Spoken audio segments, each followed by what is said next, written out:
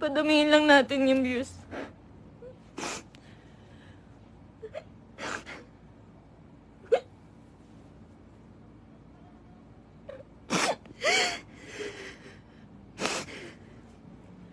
Magsasalita na po ako. Magsasalita na po ako. Padamihin lang po natin yung views.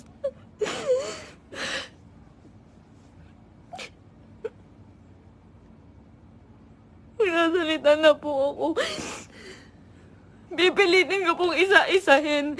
Pipilitin ko kahit gano'ng katagal tong live na to. Iisa-isahin ko po ang panggagago sa akin ni Merc. Ni Christian Merc Gray.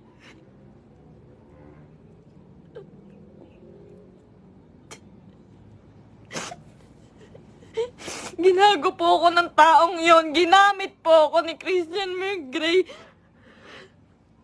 Lahat po nang nangyayari sa lahat ng video namin, mula umpisa hanggang ngayon, scripted. Lahat po yon sinunod ko dahil mahal ko siya. Dahil gusto ko ibigay yung buhay na gusto niya. Kung magtataka po kayo kung bakit maraming nawawala sa amin sa Team Merpay dahil sa kanya. Dahil po sa ugali ni Merc. Napakademonyo po ng ugali ni Merc. Ginago niya po lahat.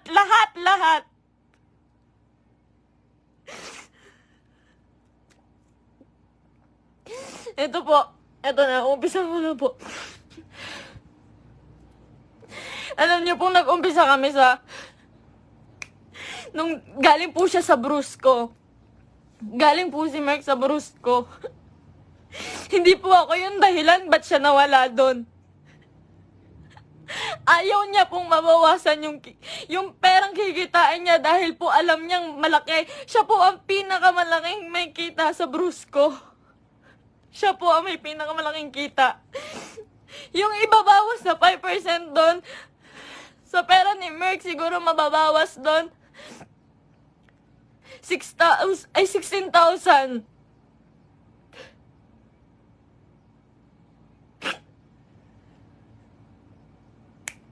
Lahat po ng kaibigan niya, ginamit niya. Hindi ko na po kasi kaya eh.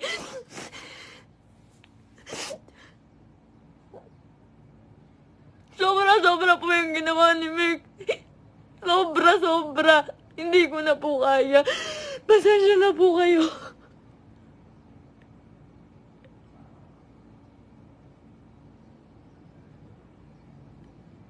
Napakawalang hiyang tao niya ni Merc. Lahat po ginago niya, pamilya ko. Lahat po ng tao sa paligid niya, ginamit niya po. Scripted po lahat ng nangyayari. Sinusunod ko po siya. Kung makikita niyo po, lahat po ng video namin, puro bastos dahil po yun sa kanya. Ayoko po nun, walang may gusto nun. Kayo na pong bahala kung maniniwala kayo ngayon. Wala pong may gusto nun. Lahat po binigay ko sa taong yun.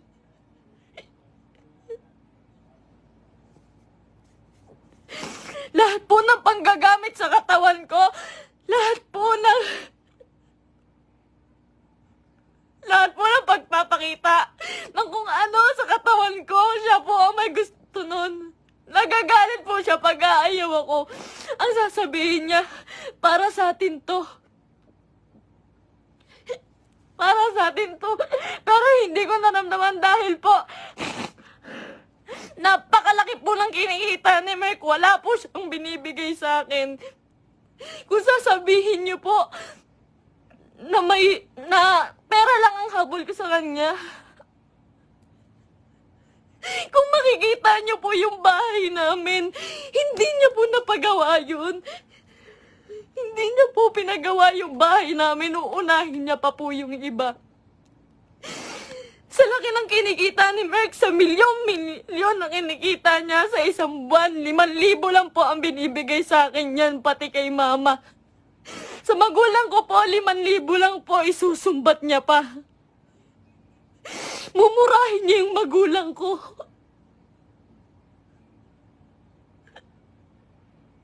Sasabihin niya, manang-mana ka sa magulang mo. Ang bobobo niyo. Lahat kayo plastic. Ginaganon niya po yung magulang ko, hindi ko na po kaya. Ngayon po, nawawala po si Merk ngayon. Nawawala po si Merk ngayon. Lahat po ng nangyari, scripted po.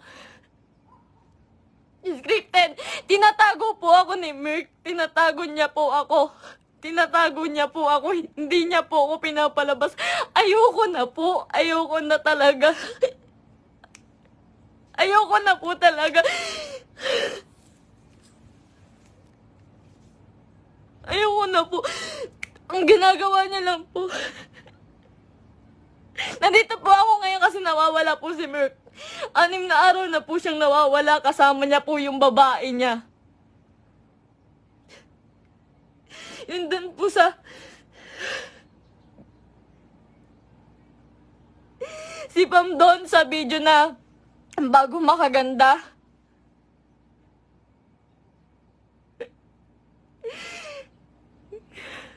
Huwag niya po sisihin yung kambal doon, si Chen Chen tsaka si Tantan. Yung Sinteno twins po, hindi, huwag niyo po silang sisihin doon. Dahil utos po ni Merk lahat yun. Ako po, hindi ko na po kaya si Merk. Hindi ko na po kaya si Merk. Demonyo na po yung utak niya.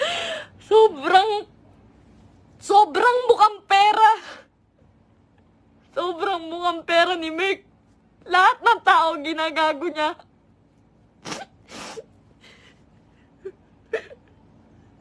Sinisira niya po yung nanay ko po. Yung nanay ko na nasisira na din po sa inyo. Yung nasabihan po yung nanay ko na mamatay ka na, siya po may utos nun. Siya po may utos nun. Ginagawa niya pong robot yung pamilya ko dahil sa akin na lang po tumitingin yung pamilya ko. Sa akin na lang po tumitingin yung pamilya ko. Ba't nila sinusunod si Merk? Kada pupunta po sila sa bahay, may pagkain na sila. Maghihintay kami ng script niya. Magagalit pa po yan pag nagkakamali ako. Pag may mali po ako nasasabi, pag kailangan ulitin ng video, magagalit pa po yun. Lahat po ng video namin, scripted. Dahil po sa kanya.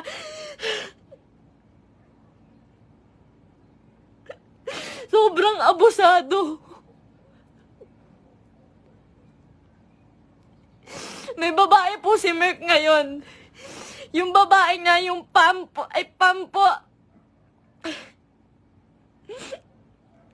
Grabe, men. Pinatulan niya pa. May anak na po yun. May anak na. Sabi niya. Sabi ko nun, Mahal, ano? Baka naman papatulan mo yan. Baka naman totoohanin mo.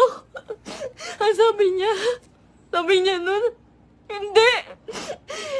Kamukha yan ng ex ko. Hindi ako papatol dyan. Ginagago niya yung babae sa akin. Sinisira niya. Sabi niya, tanginang mukha yan. Papatulan ko ba yan? May anak na. Ginaganon niya yung babae. Ngayon, nandun siya. Nang sa Quezon po si Merk. May katibayan po ko. Lahat po. Lahat. Kahit sa chat, kahit yung babae. Nahuli ko po kasi dahil po dun sa post ng babae. Nag-post po yung babae. Nakasama po yung sasakyan namin. Tapos yung cellphone ko po, nagla-login po yun sa Quezon.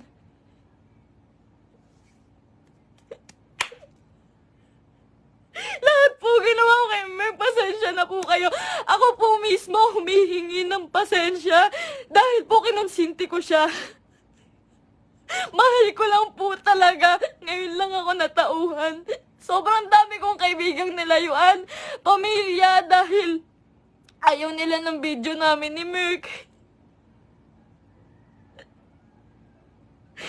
Sobrang dami ko pong nilayuan. Wala po akong kaibigan ngayon. Wala po akong kahit sino ngayon. Dahil kay Merk, dahil iniingatan ko po siya.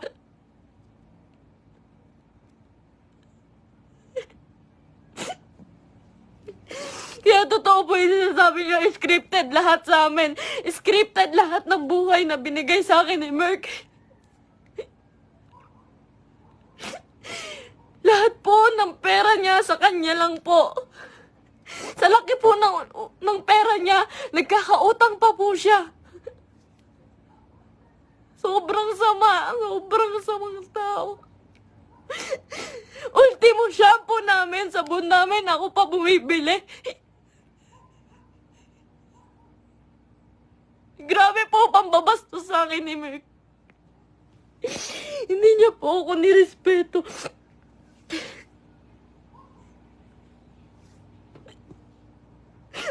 Nawalan po ako ng kaibigan dahil sa kanya. Huwag niyo po sisihin lahat po ng taong nakapaligid kay Merk. Dahil po lahat yun inuutusan niya. Sobrang bossy. Hindi niya naman po pinapalamon.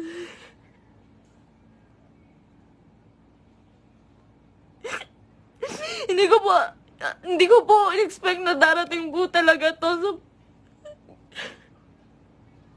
ilang beses na rin po ako niloko ni Merk about sa babae. Nung una, pumatol siya sa kaibigan ko. Pangalawa, pumatol siya sa pan. Pasensya na po kayo. Kasi alam ko po, scripted po yun eh. Pasensya na po kayo. Ako na po humihingi ng pasensya sa inyo. Ginawa ko lang po yun kasi sobra po akong nagmahal. Bago po namin makuha si Asurada, ang inuulam po namin araw-araw, itlog at tuyo araw-araw para makuha niya lang yung sasakyan niya. Lahat po ng meron siya ngayon, sa kanya po nakapangalan. Pati yung bangko po, sa kanya po.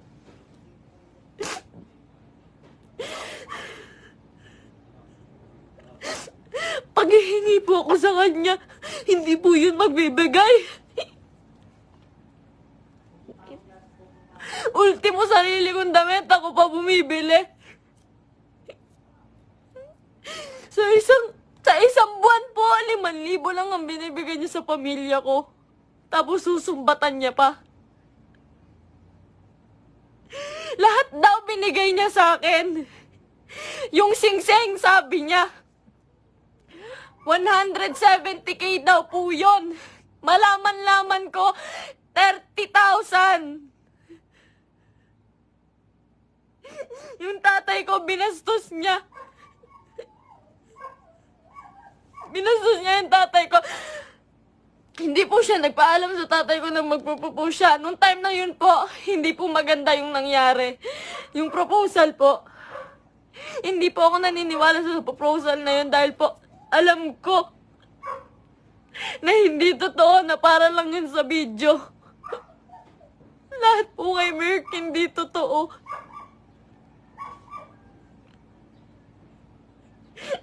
Yung buhay niya, yung pagkatao niya, yung buhay na binigay niya sa akin, hindi po yun totoo.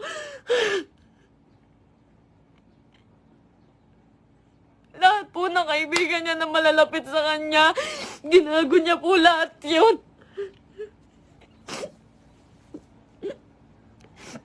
May nakakita po sa kanila dito sa Naik. Flex niya pa po pala yung babae kahit kanino. Pinakilala niya pa kung kani-kanino dito sa Naik. Sa mga taong malapit sa akin. Hindi niya alam.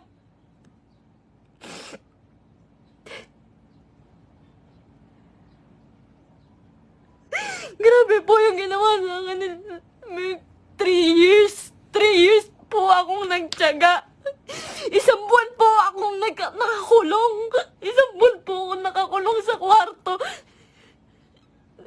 Kinukulong niya po ako kasi bawal daw po ako makita ng kahit sino ng kapitbahay Nandito lang po ako pag uuwi po ako sa Antipolo.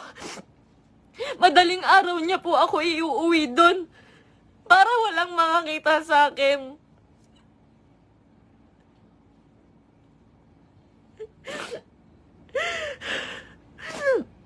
Lahat po ngayon suko na kay Merk.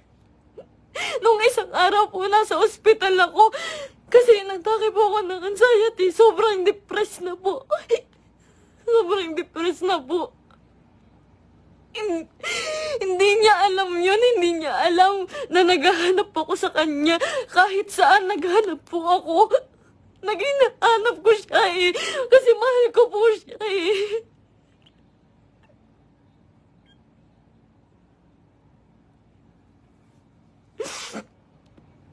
Ilang araw po wala akong tulog, wala akong kain, kakahanap sa taong yun. Tapos malaman-laman ko na kasama niya yung babae.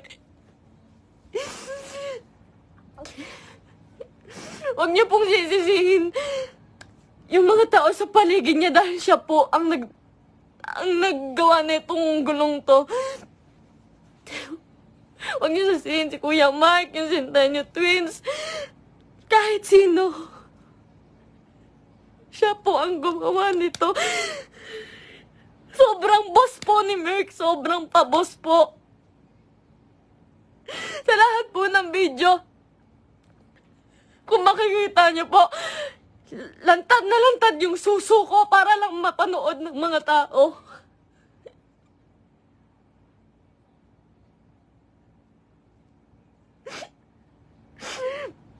Para lang panoorin niyo, para lang magkapera siya. Lahat po ng taong nawala po sa amin, hindi ko po masisisi.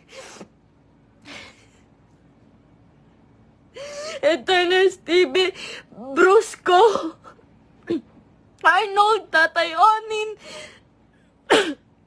Marami pa pong nawala sa aming mga kaibigan dahil po sa kanya. Dahil hindi po nila kaya. Hindi po nila kinakaya si Merk. Nagmahal lang po ako. Pasensya na po. Pag mag-short film po kami, magkamali lang po ako ng unti. Tangina naman, mahal. Galingan mo naman. Pati po pagkapahulog ko po sa hagdan, hindi po yun totoo. Ang sakit po ng katawan ko nun pagtapos. Ginawa ko yun sa kanya nung nagpakahulog ako sa hagdan.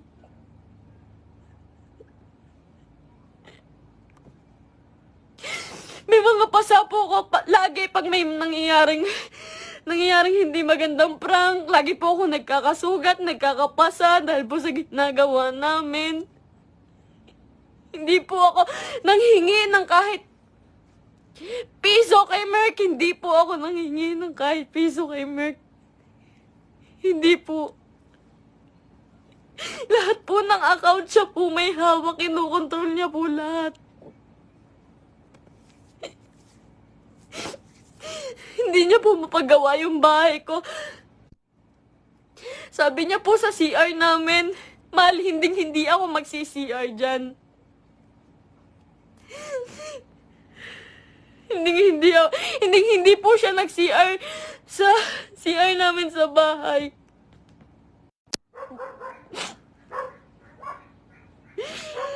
Pero hindi niya po yun mapagawa. Tinitiis niya po yun. Kayo na pong bahala kahit hindi na po kayo maniwala. Hindi ko po kayo masisisi. Kasi lahat ng ginawa ni Merk, hindi totoo yun. Wala nang totoo kay Merk. Mahal na mahal ko yun. Ang dami kong ginawa para sa kanya. Alam po yan ang mga totoong kaibigan namin. Alam po nila kung gaano ako nagsasakripisyo araw-araw. Napakarami niya pong pera, pero ang dami niya rin pong utang. Hindi ko na po alam kung saan niya pinupunta yung mga pera. Kung makikita niyo naman po kasi sa mga video namin, wala po talaga akong hawak na May mga pangalan na damit, may pangalan na sapatos. Lahat po yun ako lang po. Uutang pa po ako sa ibang tao, magkapera lang. Lagi po akong umuutang sa ibang tao, magkapera lang.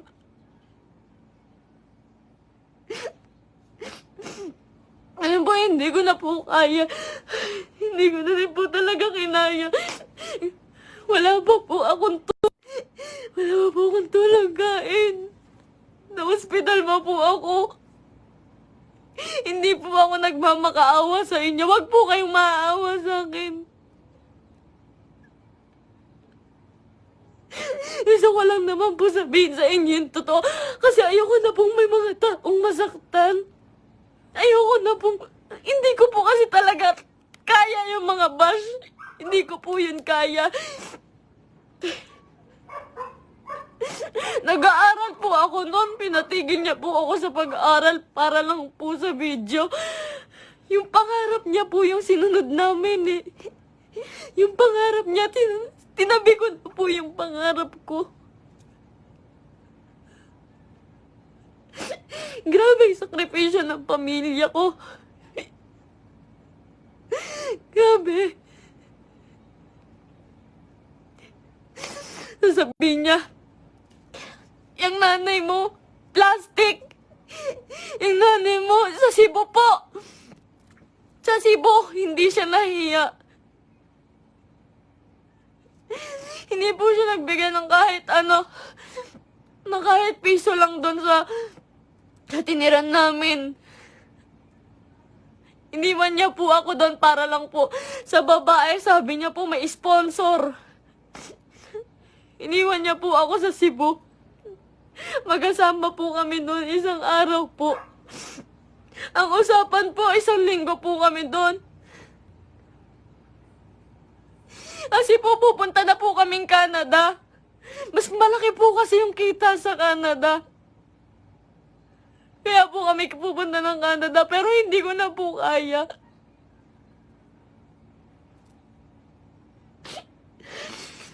Ganito, ngayon, fiancé niya pa lang po ako, pero grabe na po yung ginagawa niya sa akin.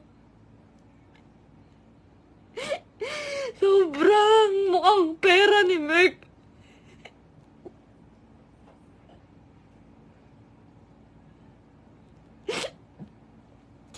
Magalit na po kayo sa akin, pero ginawa ko lang po yun kasi mahal ko po yung tao. Pasensya na po. Pasensya na po.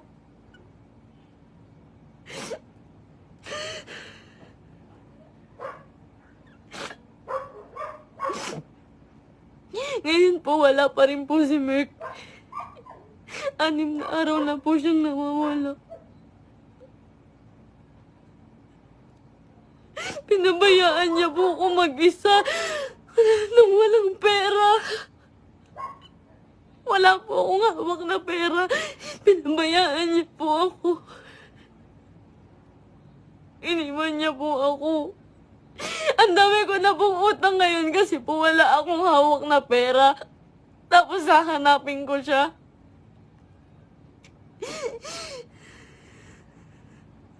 Masakit po kasi lalo eh.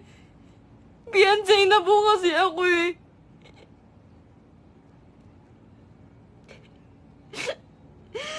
Sobrang pasensya na po sa inyong lahat. Sobrang pasensya na po. Mahal ko lang po yung tao. Pero ngayon po suko na po ako. Pagod na po ako. Pagod na ako.